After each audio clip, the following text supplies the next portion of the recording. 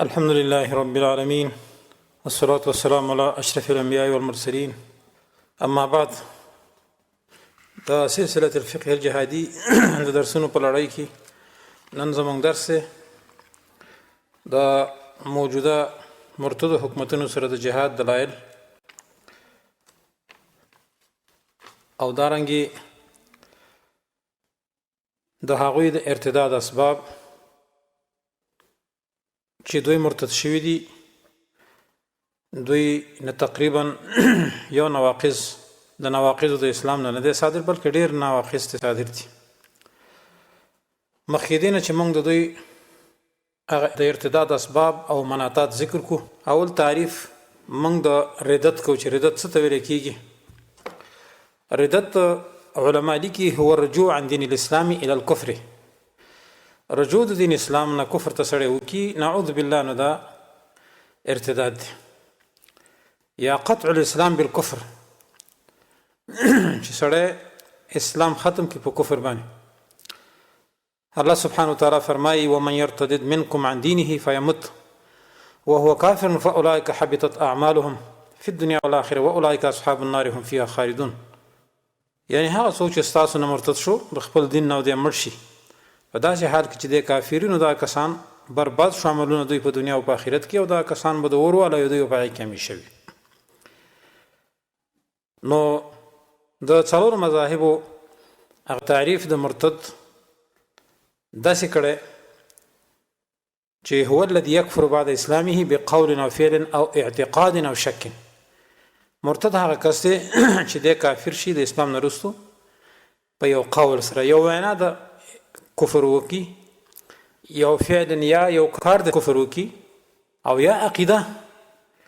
د کفر ولري او یا شک وکي په دین اسلام کې دې ته مرتد ویل کیږي نو علماء دلته قصر کړی دی په دریو شیانو سره چې دا درې شیان اسباب د ردت او د کفر دي یو قول فعل او عقیده بعضو په کې دغه شک اضافه کړي چې عقیده کې شک وي مخکې دې نه چې موږ دا خبره ذکر کو چې د دې حکومتونو د ارتداد اسباب دادي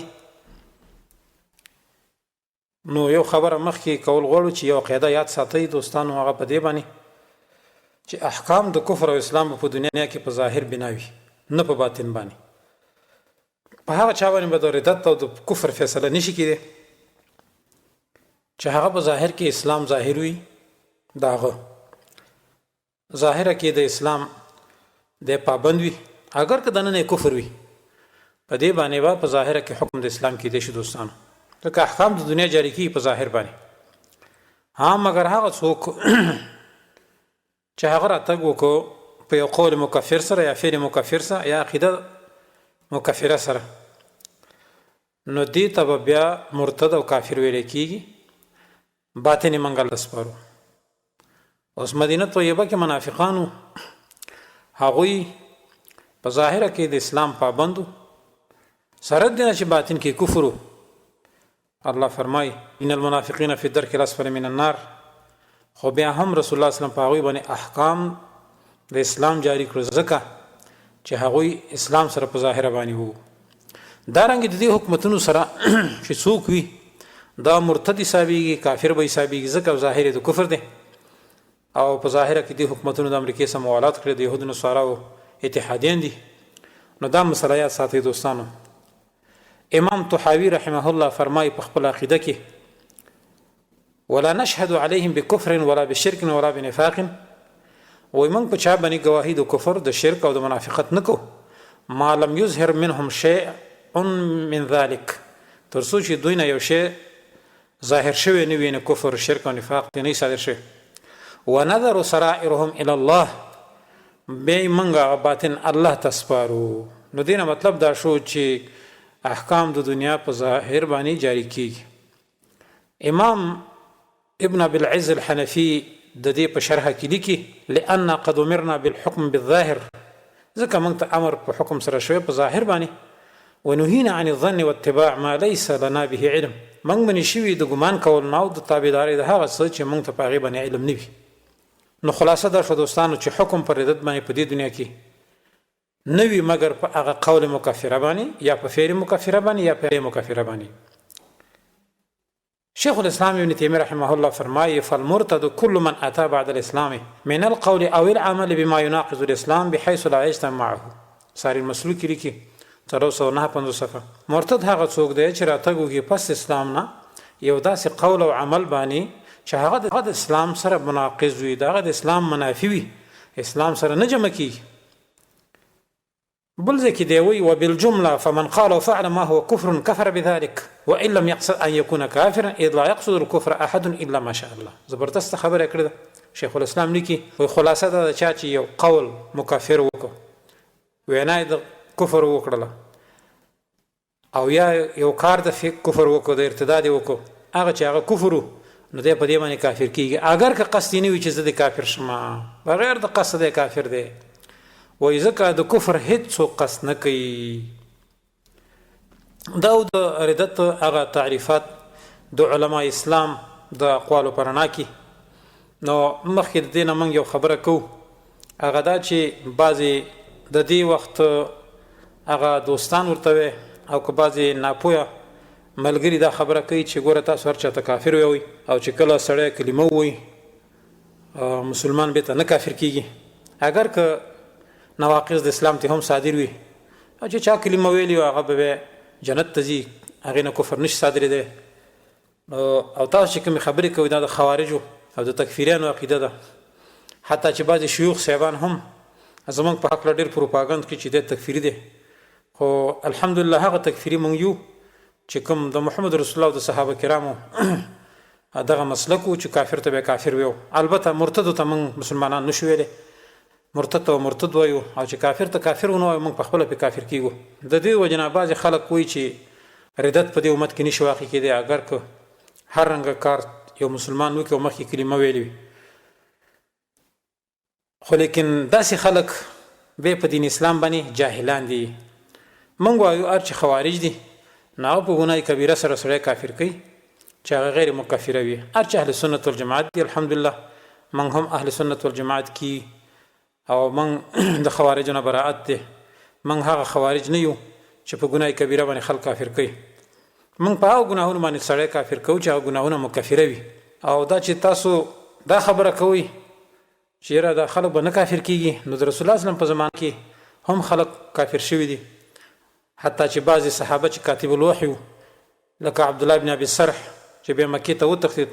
فتح مکه کې بیا عثمان رضی الله عنه راوست، رسول الله هغه اسلام قبول کو، دی هم مرتد شو حالانکه وحی لیکله. یو صحابي چې وحی لیکي هغه د کافر کیږي، او 14مې صدۍ مولا او شیخ به نه کافر کیږي. نو دا ډېره د جهل خبره ده. بل دوستانو د رسول الله وسلم صحابه دي، د روم غزا یې کړې ده ورسره، او دارنګې صرف په یو قول مکافر سره کافر شدو چې صحابه کرام پورې وخندل، وایي د غټو خېټو والا دي او جنگ کې بزدله دي. الله د دوی په حق له دا آیات راولېږو لا تعتذروا قد کفرتم بعد ایمانکم. تاسو وانې مه کوئ، یقینا تاسو کفر کړی رسو د اسلام تاسو نه. بل ځای وایي ولقد قالوا کلمة الکفر وکفروا بعد اسلامهم. دوی کلمه د کفر ویلې ده، د صحابه پورې دا خندا کول دا د کفر کلمه ده، کفر یې کړی پس اسلام د دوی نه. نو دا آیتونه چې دغه صحابه کرام باره کې نازل شوي دي، د رسول الله صلی الله علیه وسلم په زندګۍ کې دا خبره کړې وه. او بل حدیث کې راځي نبی رسول الله صلی الله فرمایي بادروا بالاعمال فتنا كقطاع الليل المظلم يصبح الرجل مؤمنا ويمسي كافرا او يمسي مؤمنا ويصبح كافرا يبيع دينه بعرض من الدنيا. مسلم کې حدیث رسول الله صلی الله فرمایي وایي تاسو په نیکو اعمالو باندې جلتي وکئ، مخکې د هغه فتنو نه لکه د تورې تیارې د شپې په رنګ به فتنې راشي، سړی به پکې سبا به مسلمان وي، مؤمن به وي، ویمسي کافرا ماښام به کافر وي، او یمسي مؤمنا بیګا ډډې د مؤمن وي لیکن ویصبح کافرا سبا کې به دا کافر وي، هغه دین به په دنیا باندې خرڅوي. نو اوس دې حدیث کې رسول الله صلی الله علیه وسلم دې ته اشاره کړې ده چې دې امت کې ارتداد او کفر راتلی شي. نو د مولیانو دا خبره چې چا کلمه ویلې وي بیا نه کافر کیږي، او بل د مسلمان په کورنۍ کې پیدا شو دا بعضې مولیان وایي، نو دا به څنګه کافر شي؟ دا خبره دوستانو دوی خطا ده. د دې وجه نه علما لیکي وانه یقع الخروج منه باسرع من ذلك، وی په دې امت کې به وتل د اسلام نه ډېر زر واقع کیږي. د دې وجه نه ابو هريره د نبی رسول الله صلی الله علیه وسلم نه حدیث نقل کوي د دې آیات په تفسیر کې چې سيدخلون فی دین الله افواجا، وی چې خلق به ډلې ډلې په دې اسلام کې داخليږي. فتح مکه کې د آیات چې نازل شو نو رسول الله صلی الله علیه وسلم فرمایي وسيخرجون منه افواجا افواجا ډله ډله به بیا وزي هم. د دې وجه نه دوستانو امام ابن ابي العز الحنفي په شرح طحاوي کې لیکي وانه يقع الخروج منه باسرع من ذلك. د دې وجه نه وتل د اسلام نه ډېر په جلتۍ سره کیږي. د دې وجه نه دوستانو علما او ردت چې شي ګرځول د نواقض الوضو نه ګرځول د نواقض الاذان نه ګرځول چې اذان په ماتيږي او دس په ماتيږي منځ په ماتيږي روزه په ماتيږي. مطلب دا کوڅوک مرتد شو نو منځ مات دی روزه ماتره ادارنګ او دس مات دی. نو کله چې دا شي نه ماتيږي نو آیا دین به نه ماتيږي. د امام ابن قدامه هغه مغنی شرح سره د شرح کبیر نه جلد اول صفحه 38 کې لیکي چې ان الرده تنقض الوضوء وتبطل التيمم او دس ماتي او تیمم باطلای. د دې وجنه دوستانو خبره مې دی پر وکړه چې کفر په دې امت کې واقع کېدی شي ردت په دې امت کې واقع کېدی شي. دا نه چې نشي واقع کېدی. دا خبره د بعضي مولیانو د دې لپاره وکړه چې عوام په دې باندې دوکان شي او عوام د خپل ځان باندې ویریږي چې اسنه دا غوي نه داسي اقوال صادر نشي داسي افعال صادر نشي چې هغه سبب د کفر سبب د ارتداد. شیخ محمد حامد فقی لیکي چې ان كثيرا من العلماء في هذه القرون اشتد نكيرهم على من انكر الشرك الاكبر فصاروا هم والصحابه على طرفي النقيض. زبردست خبره کړه و ډېر علما په دې زمانہ کې چې هغه چا باندې رد وکړي چې هغه په شرک اکبر کې اختی نو بس دا نور مليان په دمانه رد وکړي چې وکړه دا خو شرک په دې امت کې نه واقع کیږي ولی په دې رد وکړو. مثلا قبر ته سړی ورشي سوی وای دا خو اولیاء کرام دي او تاسو ورچاته مشرکان به وي. شیخ محمد حامد فقی لیکي فصاروا هم والصحابه على طرفي نقيض. وای د دوی او د صحابه په منځ کې وای ډېر لري فرق دی. دوی په یو طرف کې دي صحابه په بل طرف کې دي. ولې ځکه صحابه کرام به ينكرون القليل من الشرك معمولی شرک به امرت کوو هؤلاء ينكرون على من انكر الشرك الاكبر. وای دا خلک په هغه چا باندې انکار کوي چې څوک د شرک اکبر انکار کوي. ويجعلون النهي عن هذا الشرك بدعه وضلاله. وای چې شرک نه منی کینو دا بدعت او گمراهی دي ته وي. وای دغه حال امتینو د مخکې انبیاء علیهم الصلاه والسلام سره چې کله وي الله هغه ته په توحید باندې راولېګل چې تاسو دی الله عبادت وکړي نو هغه ویل چې دا خو مونږ د دې اولیاء کرام عبادت کوو ځکه چې دا زمونږ الله ته وسیله یو غټه وسیله ده. نو خبره په دې کې کوله چې ردت واقع کېدی شي په دې امت کې دا نه چې نشي واقع کېدی او احکام د کفر او اسلام په دنیا کې په ظاهر باندې وي البته بیا په آخرت کې باطن او په ظاهر دواړو باندې دي. دا قاعده یاد ساتئ که په دې دنیا کې څوک د کفر سره ولاړو د مرتد حکومتونو سره ولاړو هغه به کافر وي اگر که غټ مولا وي غټ شیخ وي غټ ایګری وي پروفیسور وي صحیح عقیدې والا ځان ته وي د دې وجه نه به دا کافر حسابېږي ځکه په دنیا کې احکام په ظاهر باندې د کفر او اسلام جاری کیږي. نو خبره مې دې پوری کوله مخکې دې نه چې موږ د دې حکومتونو سره د قتال او د جهاد هغه دلایل ذکر کوو. مخکې دې نه د دې حکومتونو زه یو 10 اسباب د ردت او د کفر ذکر کوم چې په 10 وجه باندې دا حکومتونه د کفر دي دا حکومتونه د ردت دي او دا مرتد دي د دې سره جهاد پکار دي. نو دوستانو اول دا چې د دې حکومتونو قوانین د کفر دي په هغه فیصله کوي د هغه احترام کوي د هغه نه دفاع کوي. د پاکستان حکومت وګوره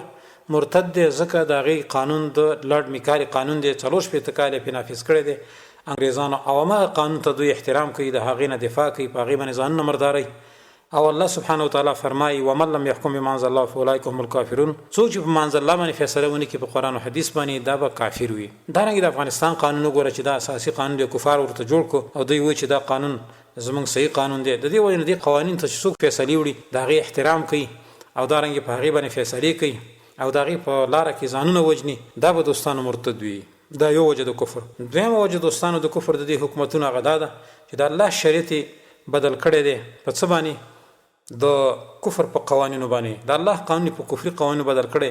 الله فرمای اف حکم الجاهلیه يبغون ومن احسن من الله حکما لقوم یوقنون. آیا دوی د جاهلیت فیصله غواړي او څوک د زیات خیسه د الله نه په فیصلو کې د پاره د قوم چې یقین لري. دا آیات دوستانو فیصله کن آیات ده چې څوک د جاهلیت فیصله غواړي چې څوک د کفر قانون غواړي دا به کافر وي. چې په الله او پر رسول باندې یقین وي دا به د کفر فیصلو ته غاړه هیڅ کله کینې دي ځان ته مؤمن مسلمان وي. د دې آیات لاندې ابن کثیر او امام شیخ الاسلام ابن تیمیه رحمه الله اجماع نقل کړی ده. د دې په وخت کې حکومت د تاتاریانو چې هغه ځان ته یو قانون لرو چې هغه ته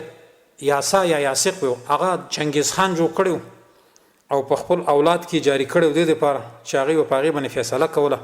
او د درې ادیانو نه جوړو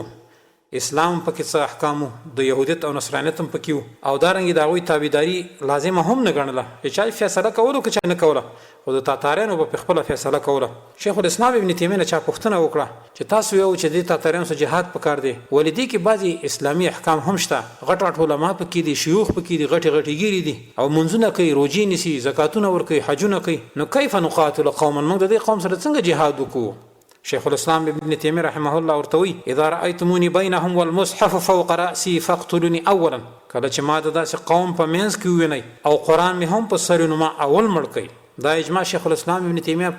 ذکر کړی ده امام ابن کثیر هم راوړی ده د دینه معلومه شوه چې د دې حکومتونو سره قتال کول دا په اجماع باندې ثابته خبره ده او دا گویا چې اجماع ده اوس تاسو وګورئ اوس که دې وخت څوک ووایي چې زه د عیسی علیه السلام په شریعت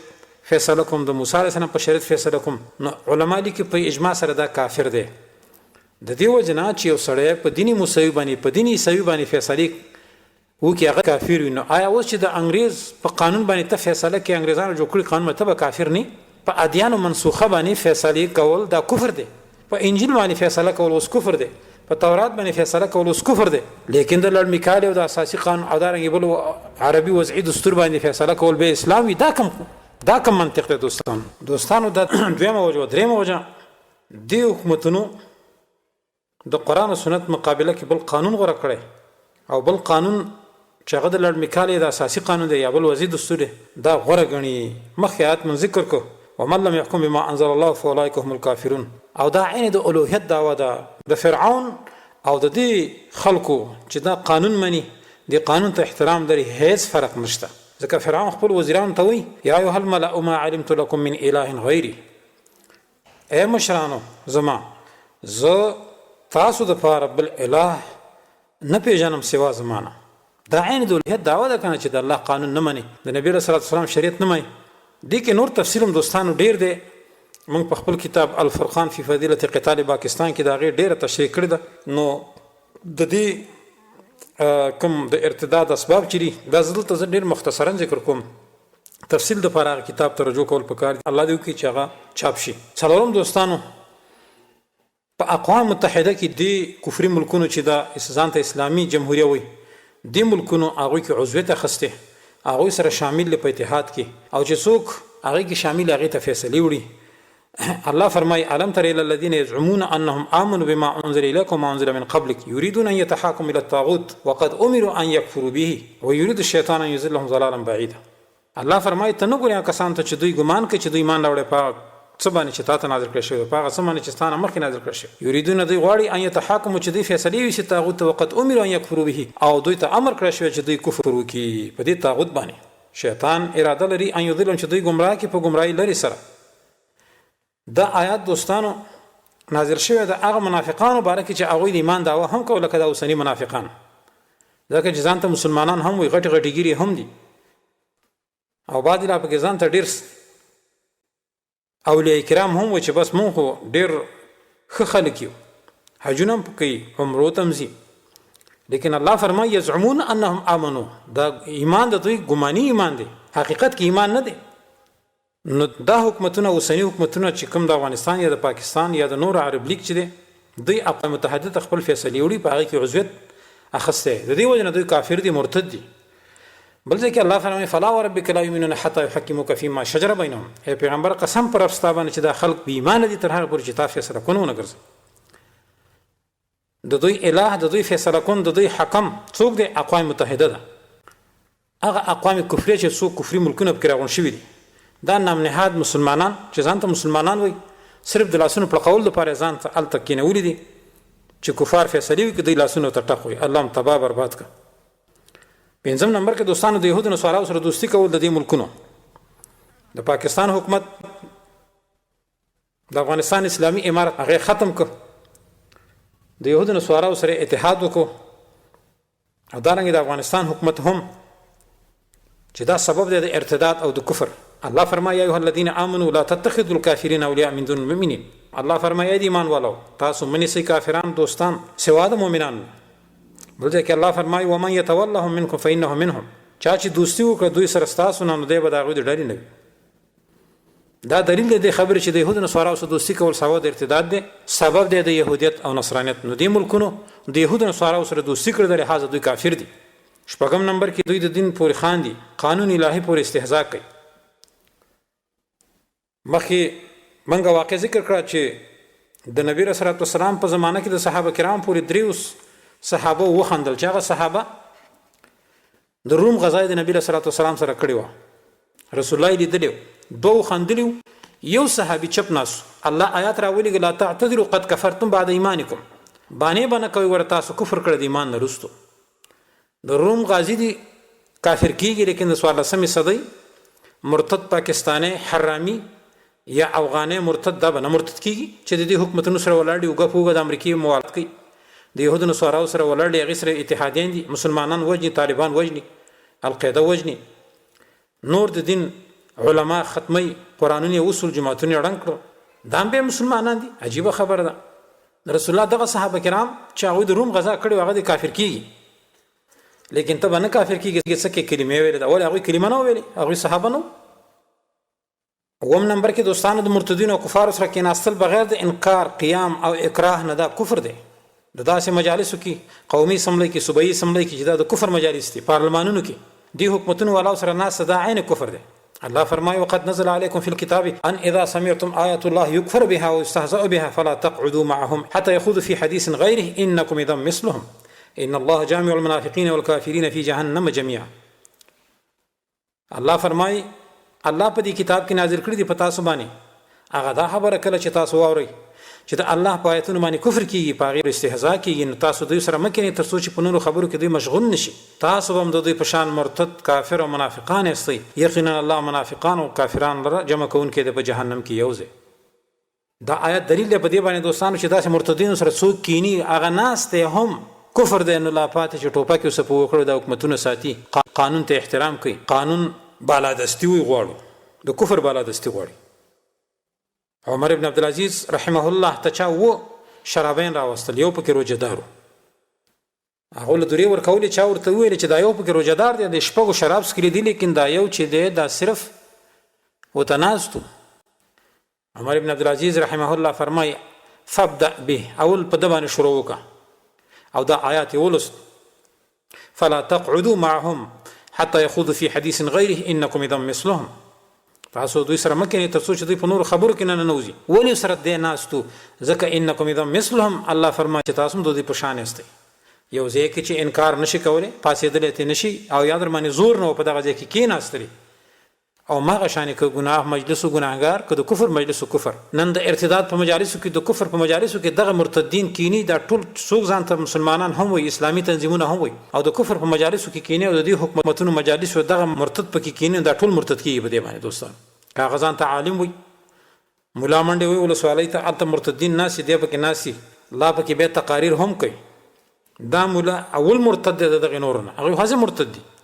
فلا تقعدوا معهم، الله فرمایي تاسو مکه نه د دوی سره، ولی اسنه انکم اذا مثلهم، تاسو دوی په شان مرتد نشئ. الشیخ سلیمان بن عبد الله فرمایي معنا د آیات په ظاهر باندې ده، وهو اغدس شي ان الرجل اذا سمع آيات الله يكفر بها ويستهزأ بها فجلس عند الكافر من المستهزئين. و آیات په ظاهر باندې ده، که چیرته یو سړی ووري دا الله آیاتونو په هغې باندې کفر کیدی شي او یا په استهزاء کیدی شي، او د کېناست د دغه کافر سره چې د الله د آیاتونو پورې دغه مستهزئ ټوکې کوي، بغیر د انکار نه سره کېناستي، انکار دې په ونه کو، یا درمانې زور هم نشته، یا ته پانه سیدلی اسې ورغلی او سره ناسي، فهو کافر مثلهم، دغه سړی کافر دی دوی په شان. وان لم يفعل فعلهم، اگر که دا کار نه کړي اسې وسناسته، لکه د عمر بن عبدالعزیز واقع چې موږ مخکې ذکر کړه دغه شرابیانو سره، بیا وی لأن ذلك يتضمن رضا بالكفر،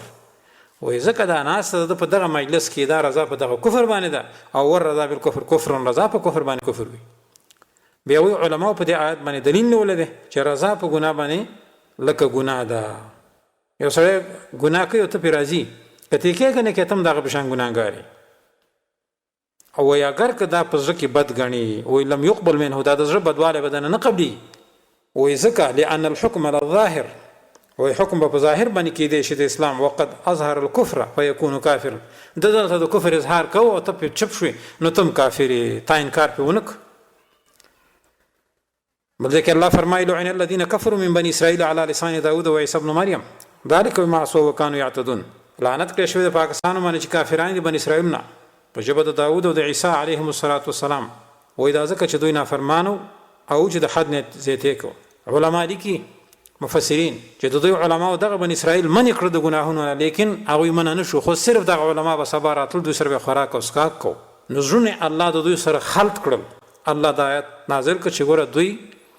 باندې لعنت دی د الله د طرف نه سره دنه چې علما رد هم کړي لیکن بیا هم هغه ملعون وګرځیدل ولې هغه سره کېناست هغه نه برائت نه کړ هغه نه اعتزال ونه کړ د آیت ته سوچ کول پکاره چې عالم رد هم وکي په یو منکر کار باندې بیا ور سره کینی به ملعون دي نو آیا څوک چې هغه سره بغیر د انکار نه کینی تنخواه اخلي بغیر د انکار نه غته هه کین آیا دا مرتد نه وي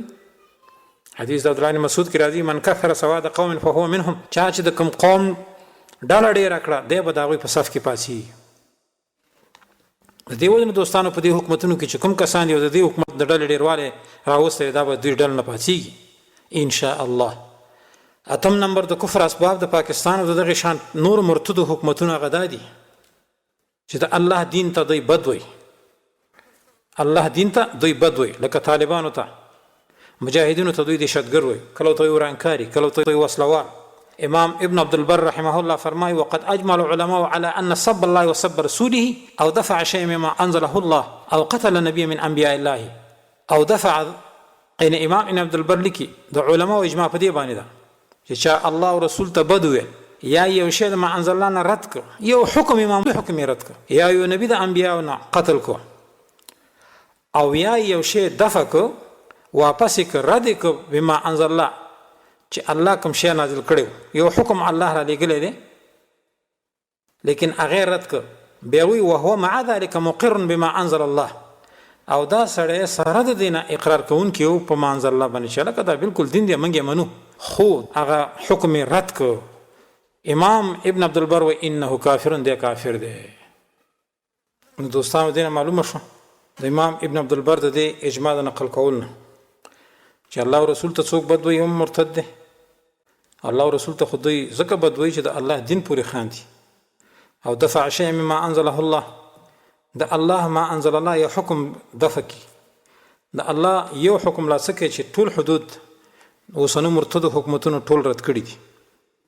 او دارنګي وهو مع ذلك مقر بما انزل الله حالانکه ټول د طاغوتی حکومتونه کده پاکستان حرامي دي کده افغانستان دي کبل عربي هواد دي ټول اقرار کوي چې موږ مسلمانان یو الحمدلله حجنم کو نو په دې باندې دوستانو دوی نشي مسلمانان کېده دغه اجماع امام ابن عبد البر نقل کړل نه هم نمبر کې دوستانو د دې حکومتونو د کفر سبب او د ارتداد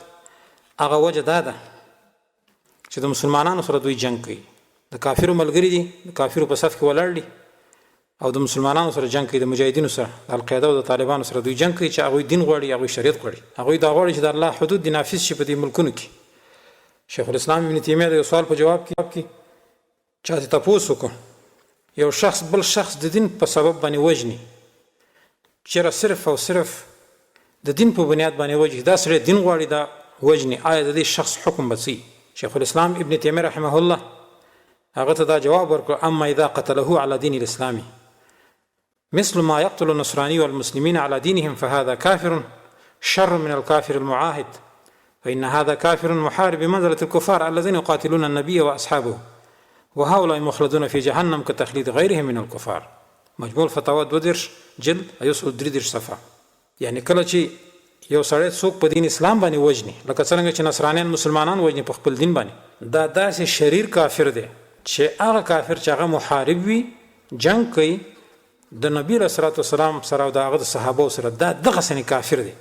او داسې کافر به په جهنم کې به همیشوي نو دینه معلومه شو چې اوسنی طاغوتی حکومتونه لکه د پاکستان مرتد حکومت یا د افغانستان یا نور ملکونه چې هغه د یمن مصر وغیرہ الجزایر دا ټول دا مرتدین نن مجاهدین او طالبان وجني په دین باندې وجني چې تاسو به دین نه غواړئ تاسو ترهګر سي کله ته دهشتګر وي کله ته خوارج وي نو دا دغه شان مرتد دی لکه څنګه چې د رسول الله سره او دغه د صحابه کرام سره ابو جهل او دارنګي نور مرتد او کافر جنگیدل دا هو د ابو جهل زامن دي د اوسنی حکومتونه د شیخ الاسلام د دې فتوینه د معلومه شو. بل ځای وایي شیخ الاسلام ابن تیمیه رحمه الله واذا كان السلف قد سموا مانعي زكاه مرتدين مع كونهم لم يقاتلون جماعه المسلمين فكيف بمن صار مع اعداء الله ورسوله قاتل المسلمين. مجموع الفتاوى اتشتم جل 15 صفحه. وای کله چې سلفو هغه کسان مرتد وګرځول چې هغه صرف زکات نه ورکو سره دین چې د مسلمانانو سره جنگ نه کو کلمې ویله منځونه کول روزینی ولي خو زکات نه ورکو په یو وجه سره وای دا کسان مرتد دي د سلفو په اصطلاح باندې او د سلفو په فرموده باندې. نو هغه څوک چې د الله د دشمنانو سره شوي د رسول الله صلی الله علیه وسلم د دشمنانو سره شوي دا به دغه مانعين د زکات نه غټ مرتد نه وي. وګوره د شیخ الاسلام ابن تیمیه رحمه الله د دې فتوی هغه باریکتیا ته چې دا څومره باریکه فتوا ده. نن د هغه مولیان هغه شیخان دی عبارت ته وګوري چې دوی دغه طاغوت سشوي کټونو ته پانی ټکوي او د غرقد ونی د ځانه جوړ کړي او دغه کافر مرتد حکومت شاته ولاړي کله ته دعاګانې کوي کله ته وای کافر خو دې خو قتال ور سره په کار نه دی کافر خو دې خو قتال ور سره په کار نه دی. دا عجیب استدلال دی کافر دې خو قتال ور سره په کار نه دی. د دې دا مطلب شو شراب حرام دی خو که چا اوس کل پروا نه کوي او نو که چا اوس کل پروا نه کوي بل ما دا کافر دی خو که چا منځونه که پروا نه کوي ام دقه فتوا ده بس د دې خلکو د دې حکومتونو په حق. لسم نمبر کې دوستانو دغه خلک چې په دې حکومتونو کې د اکثر منځونه پری دي منځ یوم نه کوي. تاسو د پاکستان پولیس پولیس ملیشیا وغیرہ ته وګورئ اکثر منځونه نه کوي او کوم منځو کې هغه قبول ځکه نه دی چې دوی کفر به طاغوت نه دی کړی. شیخ الاسلام ابن قیم شیخ الاسلام ابن تیمیه امام ابن حزم اجماع نقل کړی ده چې څوک مون نه کوي دا کافر دی په اجماع سره. شیخ الاسلام ابن تیمیه په هغه چا باندې رد کړی دی چې څوک وایي چې نه هغه کس نه دی کافر چې هغه انکار تر څو چې نه کړي. بعضې خلک وایي که نه وایي دا خو د منکر نه دی که مونږ نه کوي پروا نه کوي ځکه مونځ خو مني خو.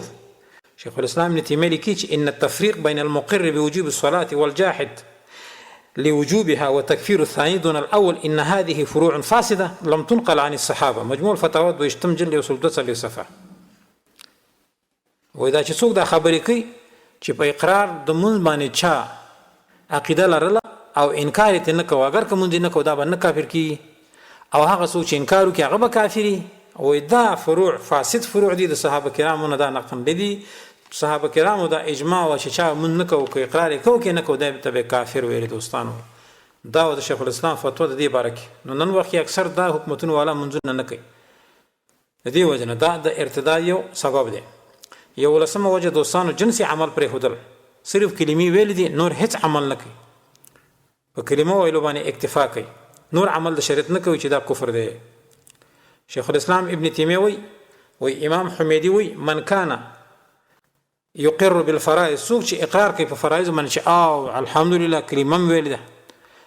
او منظم حق دی روزه حق ده زکات حج وغیرہ ټول په احکام د اسلام لکه ټولو معنی خو په ظاهر کې لیکن ولم يعمل بالشريعه عمل نه کوي. امام حمیدی وی فهذا الكفر الصراح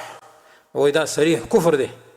وخلاف کتاب الله وسنة رسوله وعلماء المسلمین. دا خبره د الله د کتاب د نبی اسلام د سنت د علما او د مسلمانانو ټول خلاف ده چې اس اقرار کې او عمل نه کې. مجموع الفتاوى جلد 209 صفحه. امام شوکانی وی من كان تاركا لاركان الاسلام وجميع فرائضه رافضا لما يجب عليه من الاقوال والافعال ولم يكن لديه الا مجرد التكلم بشهادتين فلا شك ولا ريب ان هذا كافر شديد الكفر حلال الدم. وی هغه څوک چې د اسلام یو فریضه یو رکن پرېږدي مونځ نه کوي یا صرف روژه نه نیسي یو رکن یې پرېښود یا هغه شی پرېږدي چې د باندې کم قول یا کم فعل لازم و د اسلام او د سره صرف په خوله باندې تکلم په شهادتینو باندې او صرف کلمې ویلې وه او بیا ویل چې مړه الله غفور رحیم دی چا چې کلمه ویلې جنت ته به ځي لکه مولیانو چې دا خلک دې باندې خطا کړه. امام شوکانی لیکلي فلا شک ولا ریب ان هذا کافر دغه سړی کافر دی شدید الکفر په ډېر سخت کفر سره حلال دم قتل روا دی. لهذا دوستانو صرف په کلمه ویلو باندې چې سره په خلق کلمه وای او زه بچ شم او نور به د خیرات وړه جنتونه ما ته راکړي لکه د عوامو کې دا مشهور د شا کلمه ویل هغه به الله جنت ورکړي. د دې وضاحت موږ په حصول سعادتین فی العمل بشهادتین کې په اول کې کړی دی. د ډېرو وجو نه دا ثابته کړل او اجماع نقل کړل چې صرف په خوله کلمه ویل او نور ارکان د اسلام په ځای نه راوړل دا سړي ته فایده نه رسوي. 12 نمبر کې دوستانو اوسنی حکومتونو د پاکستان مرتد حکومت یا نور حکومتونه ځکه کافر او مرتد دي چې دوی اسلام بد ګڼي او د اسلام خلاف د کفر سره دوستی کوي، د کفر سره نصرت کوي، د کفر سره کومک کوي. الله سبحانه وتعالی په سورۃ محمد کې فرمای ذالک بانهم کرهوا ما انزل الله فاحبط اعمالهم. دا په دی وجه ما چې دغه مرتد بد ګڼي هغه چې الله را لېږلي دي نو الله د دوی اعمال برباد کړه. نن موجوده حکومتونه ټول حدود اسلامي شریعت بد ګڼي، هغه ته دهشتګردي وایي. د پاکستان مرتد حکومت اسلام ته دهشتګردي وایي، مجاهدینو ته ترهګر وایي، ادارنګ طالبان په دین باندې وجني، اسلام بد ګڼي، اسلام ته زوړ رسم وایي. سوات نه چې کله مجاهدینو پسپایي وکړ طالبانو په هغه ځای باندې دوی ډمې ګډې کړي وی ویلې ولې اوس رڼا راغله. نو آیا دا اسلام بد ګڼل دي که نه دي ګڼل؟ اوس هم طاغوتي مرتد ملا د بلعام ابن باعور پر کټي دا وایي چې پاکستان د اسلام ټوټه ده، کله ته دارالامن وایي، کله ته وایي دا منافقان دي. هی افسوس ستا په دې علم او ستا په دې شیخۍ باندې. 14 نمبر کې دوستانو د شرک او منکراتو رد نه کول دا هم یو نوع د ردت او د اسباب د کفر دی. بلکې شرک کفر ته دغه مرتدین اډې ورکوي، یهود نصاراو ته اډې ورکړي او دوی د کفر او د شرک هغه اډې نور مضبوطوي. تاسو وګورئ د عطا گنج بخش دربار دارنګې د نورو هغه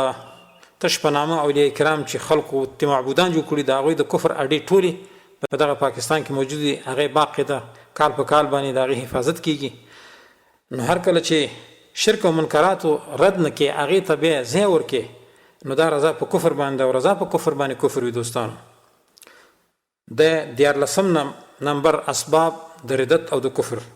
14 نمبر کې اوامر او نواهی رد کول. د الله اوامر او د شریعت اوامر او نواهی دوی رد کوي. الله فرمایي فلا وربک لا یؤمنون حتی یحکموک فیما شجر بینهم. دا څه نه د قسم پر رب ستا باندې ای پیغمبر، قسم پر رب ستا باندې الله په خپل ذات مقدسه باندې قسم خوري چې دا خلق بې ایمانه دي حتی یحکموک تر هغې پورې چې تا فیصله کنو نه ګرځوي، چې تا فیصله کنو نه ګرځوي، یعنې تا باندې فیصله ونه کړي، تا فیصله کنو نه ګرځوي. ثم لا یجدوا فی انفسهم، بیا دوی ونه مومي په خپلو زړونو کې حرج مما قضیت تنګوالی دغه فیصلې نه چې تا کړي وي. امام ابو بکر جساس د دې آیات لاندې لیکي وفي هذه الآية دلالة على أن من رد شيئا من أوامر الله أو أوامر رسوله فهو خارج عن الإسلام. وإذا آیات دلیل ده په دې باندې چې چا رد کو یو شی د الله او د رسول د اوامرنا، الله او رسول دا ویلي چې دا وکړئ دا وکړئ او دی نه کوي رد یې کړو، دی وایي خارج د اسلام نه. برابره خبره چې دغه د الله او د رسول امر د رد کړی وي د وجې د شک نه چې دی کې شک وي او یا د جهته د ترک نه نه قبلای نه کوي، لکه نه دا حکومتونه د سره کوي نو شک پکې دی، کله وایي دا زوړ دین دی، کله وایي موږ ته امریکا بیا کومک نه راکوي، اسلام څنګه نافذ کو ول امتناع خلق ته منې کوي چې دا کار به نه کوي، دا زوړ دین دی. نو امام ابو بکر جساس حنفي لیکي وایي دا د اسلام نه خارج دی داسې خلق. بیا وایي وذلك يوجب صحة ما ذهب إليه الصحابة في حكمهم بارتداد من امتنع من أداء الزكاة وقتلهم وسب ضرارهم، لأن الله تعالى حكم بأن من لم يسلم للنبي قضاءه وحكمه فليس من أهل الإيمان. ودا دلیل دی خبرې چې صحابه کرامو چې کوم کار کړی دی دا هغه چا سره چې هغوی زکات نه ورکوو، د هغوی ښځې وینځې کړي او ځوانان یې له قتل کړو. وایي دغه مذهب چې کوم د صحابه کرامو وایي دا ډېر صحیح مذهب و د دې آیات په بنا باندې، ځکه الله حکم کړی چې چا نبي فیصلې ته غاړه کېنښوده او د پیغمبر خبره ونه منله او هغې حاکم او فیصله کون ونه ګرځو او هغې ته فیصله ویې نه وړله فلیس من اهل ایمان، دا سړی د ایمان والا نه دی. احکام القرآن د ابوبکر جساس د آیات لاندې بیا تاسو وګورئ. دوستانو دا دلیل دی خبرې چې نن حکومتونو هغه د طاغوتي حکومتونو چې په سر کې د پاکستان مرتد او بیا وروسته د افغانستان او ایران نور عربي ممالک مصر الجزایر یمن اردن وغیره قطر دا ټول د کفر ملکونه دي. دا دلیل دی خبره چې دوی د الله او د رسول اوامر رد کړي او دارنګې د الله اوامر او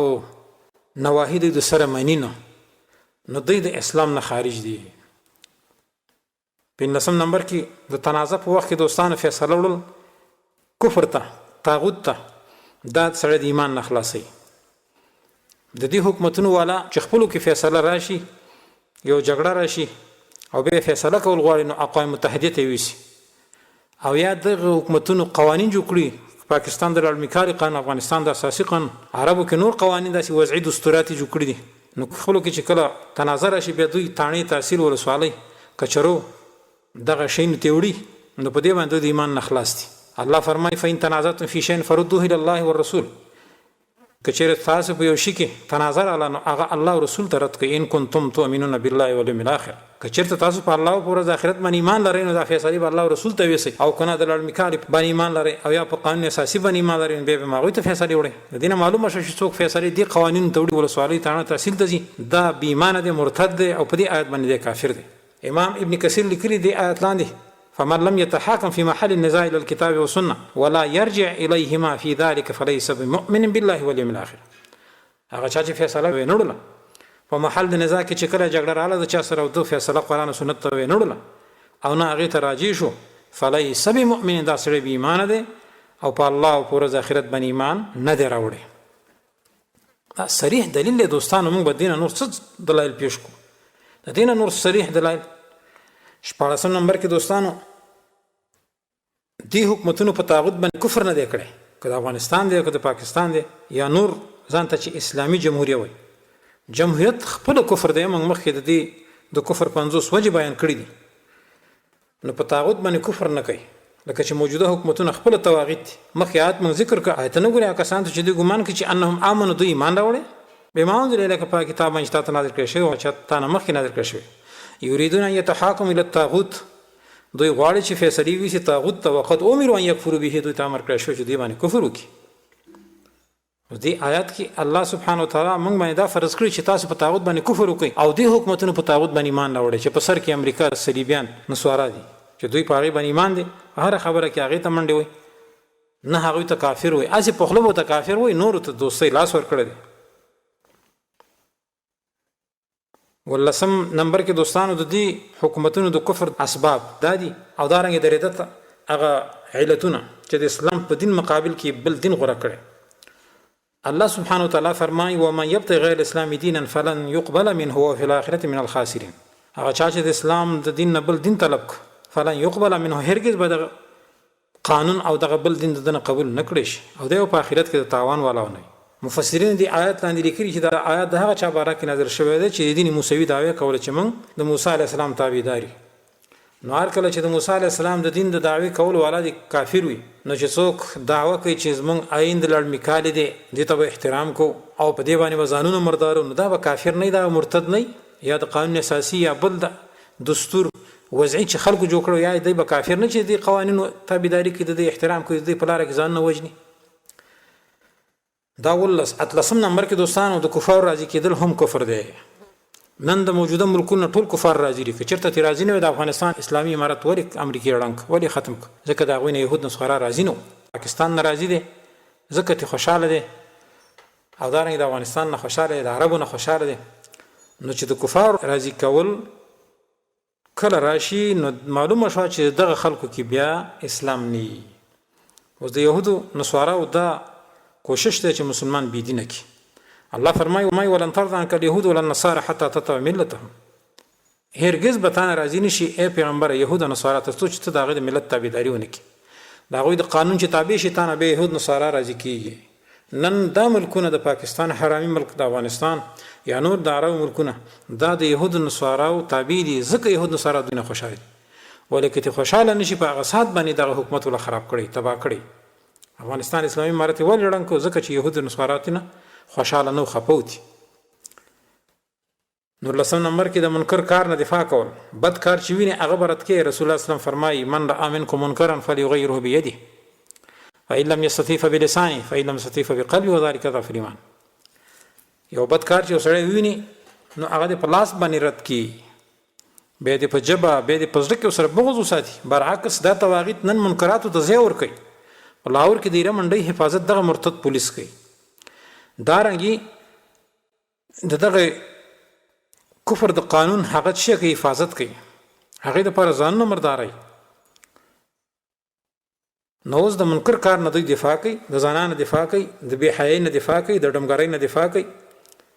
نو چې څوک د کفر د کار نه دفاع کوي هغه کافر دی د منکر کار نه دفاع کول د شریعت الهي باندې استهزاء او ملنډي والي لهدا دوی ځکه کافر دي دا نو لسم سبب دی شلم سبب دوستانو هغه دا چې موجوده تواغیت حکومتونه ټول خلکو ته خپل اختیار ورکوي څوی وي جمهوریت دی حریت دی ازادي ده چې دا عین کفر دی من په هغه دلایل کې چې د جمهوریت په کفر کې موږ ذکر کړی تقریبا 50 دلایل دي الله سبحانه وتعالى فرمای وما كان لمؤمن ولا مؤمنة اذا قضى الله ورسوله امرا ان يكون لهم الخيره من امرهم ومن يعص الله ورسوله فقد ضل ضلالا بعيدا سوره احزاب کې الله مؤمن سړی او مؤمن خځه ته دا مناسب نه دي دا ته جایز نه چې کله الله او رسول فیصله وکړي چې دوی لپاره دی به اختیار وي د کارونو څکه دا ما خوخه خپل ازمکه خپل اختیار دا د کفر کلمه ده کنه شخصي ازادي په کار ده حریت په کار ده شخصي ازادي دا ما جزانا کې اغلا کې کو کفر کې څه کې هغه کوا الله فرمایي نه مؤمن مسلمان او مؤمن خځه دا مناسب نه دي چې الله او رسول یو فیصله کړي او ته به خپل خبره چره دا بنه کې دا شل وجه شو دوستان یو اجتماع وجه رضا په کفر باندې کفر وي لہذا نن موجوده حکومتونه چې په سر کې د پاکستان حکومت واقع دي ایا نور طاغوتی حکومتونه دي نن په ټول په ټوله کې دوی په کفر باندې راځي دي په جمهوریت راځي دي په دیموکراسي باندې راځي دي چې دا ښکارا کفر دی او خلک دې ته مجبور کوي چې تاسو جمهوریت ومنئ تاسو د دیموکراسي ومنئ نو لہذا رضا په کفر باندې کفر دی په اتفاق د علماو باندې او موجوده حکومتونه په دیموکراسي او جمهوریت باندې ځانونه وجني د دې لپاره وټونه کوي د دې لپاره فوج جوړ کړي پولیس وغیرہ ټول د جمهوریت دیموکراسي نه دفاع کوي لہذا دا کفر دی د 500 وجنه مخکې موږ د دې بیان کړی دی او رضا په کفر باندې کفر په دې کې شک نشته دویشتم نمبر کې دوستانو د جمهوریت او د دیموکراسي نه د حکومتونو دفاع کوي او دا عین دفاع د کفر نه او دفاع د کفر نه کفر ده ځکه جمهوریت او دیموکراسي مخکې ذکر کړی د 500 وجنه کفر دی نو لهدا دا حکومتونه ځکه کافر دي درشتم نمبر کې دوستانو مشرکین او کفار ته کفار نه ویل دا هم کفر دی سړی په کافر کیږي الله سبحانه وتعالى فرمایي قل یا الکافرون او پیغمبر اے کافرانو نو الله کافر ته کافر وی پیغمبر ته امر کړ چې ته وته کافر وې ابراهيم عليه السلام قوم ته هم وی کفرنا بكم تاسو من کافر کو تاسو کافر است لہذا نن دغه مرتد حکومتونه کلوي پاک چین دوستی کلوي امریکای سره من اتحاد دی کلوي زمنګ پلانې دوسته لکه د پاکستان صرف په ټوله دنیا کې دوه دشمنان دي چې یو افغانستاني دشمن دی او یو انډیا دشمن دی نور په دنیا کې هغه نه کافر پیژني نه مسلمان پیژني بس هغه خپل اغراض لپاره د دوه دشمنان چې جناب مرتد کله مرداري ده نو دا خبره ته وکړي کیخه چې بس یو افغانان سره دشمنان دي او بل انډیا دشمنان دي نور نو امریکا هم دوست برتانیې خو هغه نیکه دي او دارنګ چین خو هغه ور نیکه دي د دې وجنه د مشرکین او کفار ته کفار نویل دا عین کفر او ارتداد دی شیخ محمد بن عبد الوهاب رحمه الله فرمای من لم يكفر المشركين او شك في كفرهم او صحح مذهبهم كفر اجماعا او يڅوک چې مشرکین او کافر ته مشرکان او کافران نه وي یا دا په کفر کې شک یا دا هغوی مذهب ته صحیح وي نو دا په اجماع سره کافر دی بل ځکه وي فلا يكون المرء موحدا الا بنفي الشرك والبراءه منه وتكفير من فعله فلا بد من تكفيرهم ايضا هذا هو مقتضى لا اله الا الله او یو سره تر هغه پورې موحد نشي کېده تر څو چې شرک نه فیني کی په شرک ردونه کی دا غنه براتونه کی او هغه چاته کافرونه و چې هغه مشرکان دي به وی لابد د دوی خلکو د تکفیر نشي څوک کفر کوي یا شرک کوي وې دا مقتضا د لا اله الا الله ده چې کافر تر کافرونه ویلي او دا غنه د برائت او نګور لا اله الا الله دي سینه تلریشتن نمبر کې دوستانو د کفر د قانون احترام کول کفري قوانین نافذ په دې حکومتونو کې لکه د پاکستان او د افغانستان شیخ محمد الوهاب رحمه الله فرمای واعلم ان دين الله يكون على القلب دا الله دین دا په زبانی من عقیده سره والحب والبغض محبت او بغض بعد دي عقیده د دین د وجنه کې ويكون على اللسان په جوابانه به هم د الله دین نطق به پکې په جوارح او پاندامونو باندې به فعل د ارکانو سره دغه دین اسلام اظهار کی بیا وی فاذا اختل واحد من هذه الثلاث كفر وارتد او یو دی کې خلل راغی په جواب د نطق نکو په اندامونو دی عمل د اسلام ونکو او په ځکه د عقیده د اسلام را نه وسته محبت او دوستی او دارنګ بغض او عداوت د اسلام لپاره ونه کو نو دا سړی کافر دی او مرتد دی. الدر السنیه اتم جلد واته صفحه. دا څلورشتم سبب د ردت او د کفر د دې موجوده حکومتونو دوستانو. 15 نمبر کې حرام حلال ګڼل او حلال حرام ګڼل دا کفر دی. شیخ الاسلام ابن تیمیه رحمه الله فرمای والانسان متى حلل الحرام المجمع عليه او حرم الحلال المجمع عليه او بدل الشرع كافرا باتفاق الفقهاء. وای چا چې حرام حلال وګڼل او حلال حرام وګڼل هغه چې اتفاقی حرام او حلال او بدل الشرع یا د الله شریعت په قانون بدل کړي چې من قانون شته نو کان کافرا باتفاق الفقهاء دا به کافر وي په اتفاق الفقهاء سره. مجموع الفتاوا دریم جلد 208 صفحه. موجوده طواغیت حکومتونه نن خلکو ته حرام حلالي حلال او ته حرامي. تاسو وګورئ حجاب او پرده د الله د فرایض نه فریضه راکړي چې خځه او پرده کې ګرځي لیکن داخل کې به پردې کوي. څه ته وي خځه او د نر حقوق یو شان دي او دارنګي خلکو ته کفر او شرک کار کوي. د دې وجنه چې جمهوریت دی یا دیموکراسي ده نو دا حرام نه حلال دي خلکو ته دا حرام شي لیکن دوی ورته حلالي د جمهوریت او د دیموکراسي او د ازادي په نوم باندې. شپږشتم نمبر کې دوستانو د مساجد او مدارس ورانول دا عین کفر دی. مولا علی قاری رحمه الله په شرح فقه اکبر کې راخصي من استخف بالقران او بالمسجد مما يعظم في الشرع كفر. سوچ په قران او یا په جمعات باندې یا په هغه شی باندې چې په شرع کې دغه تعظیم کې دي شي سپکوالی وکي هغه سپک وګڼي نو دا به کافر وي. نن د پاکستان مرتد حکومت 800 مساجد او مدارس وران کړ پاغي قرآن مجیدونه وسوځول نو آیت یو مرتد نه.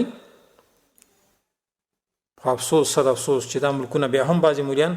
او تطوی دا مسلمانان دي کلمې وي. ویشتم نمبر کې دوستان د کفارو بعضی خبرې منل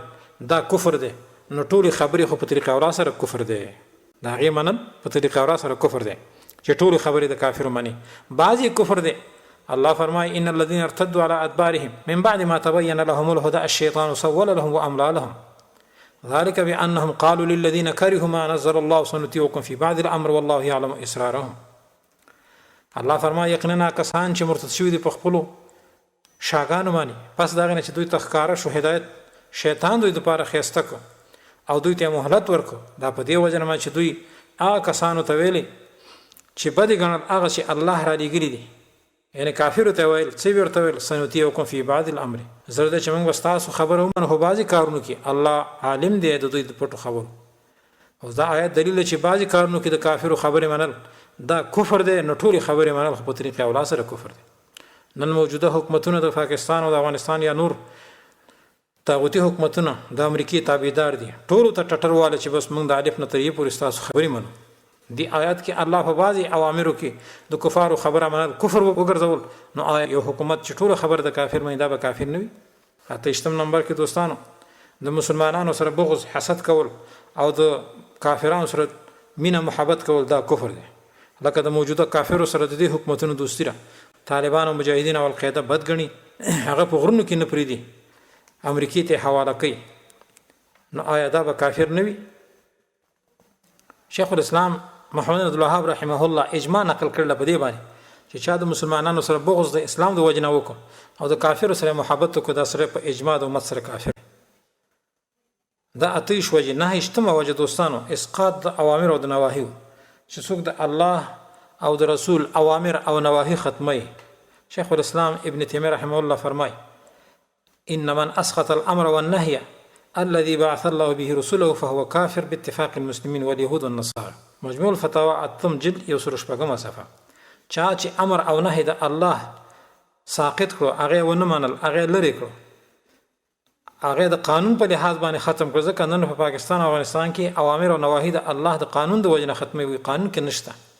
غل لاس پرې کول دوی وي حبس دي. دارنګي قاتل به قصاص کې دوی وي نه وي دا ظلم دی. کله وي د غل لاس پرې کول ظلم دی. دارنګي زنا رجم دی. دوی وي نه خیره که په خوخه باندې وکړه. نو آیا د الله د امر سقوط نه دی چې کوم الله په ټول انبیاء علی کې شیخ الاسلام ابن تیمیه لیکي چې دا کار چا وکړو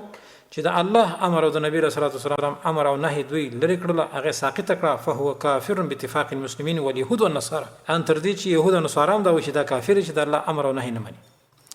نو معلومه چې موجوده طواغیت سخت کافران دي په اتفاق د مسلمانانو ځکه دوی د غل نه لاس نه پرې کوي قصاص تعزیرات ورکول حدود ټول ساقط کړي دي دوی دا نه شوي جرسم وجه دوستانو په دین جمع کېدل دوی بد غني د ملکونه نن ټول طاغوتي حکومتونه اسلامي نظام بد غني چې په سر کې د پاکستان مرتد حکومت ادارنګ د افغانستان دا حکومتونه نن دا بد غني چې طالبان نظام به تراشي حدود نافذ شي وجه دا ده چې دوی اسلام بد غني کبر علی المشرکین ما تدعوهم الیه الله فرمای چې مشرکین باندې خبر ډیره بوج والا ده چې کوم خبره ته دعوت کوي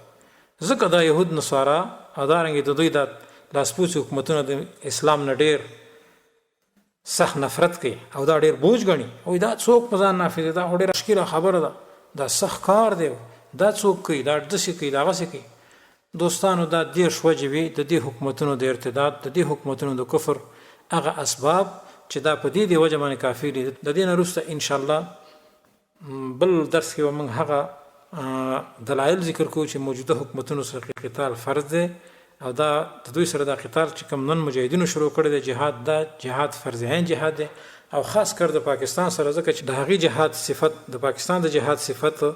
نبی رسول الله والسلام د هغې صفت کړی دی نو بل درس کې به ان شاء الله د دې د قتال دلایل ذکر کوو الله دې وکړي چې موږ تاسو په عمل وکړو هذا واخر دعوانا ان الحمد لله رب العالمين وصلى الله تعالى على خير خلقه محمد وآله وصحبه